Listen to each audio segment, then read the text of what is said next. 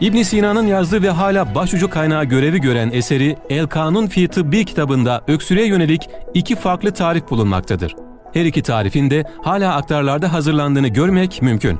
Tariflerden ilki keten tohumu ve balın karışımı sonucunda elde edilen kür. İbn Sina, bir avuç keten tohumunun kaynatılıp balla karıştırılmasını, bu kürün her sabah aç karnına ve yatmadan evvel 1 kaşık olacak ölçüde yenilmesini tavsiye etmektedir. Omega 3 bakımından zengin olan bir bitki türü olarak da bilinen keten tohumu balla karıştırıldığında bronşlara iyi geleceği düşünülmektedir. Ayrıca bal ve keten tohumunun viral enfeksiyonu kırma oranı da bir hayli yüksektir. Tariflerden ikincisi ise kaynatılmış üzüm suyu. Herhangi bir çaba gerektirmeden üzümün posasını çıkartarak elde ettiğiniz suyu kaynatın. Eğer imkanınız varsa bu suya salatalık tohumu, badem ve ayva çekirdeği gibi ürünleri de ilave edebilirsiniz.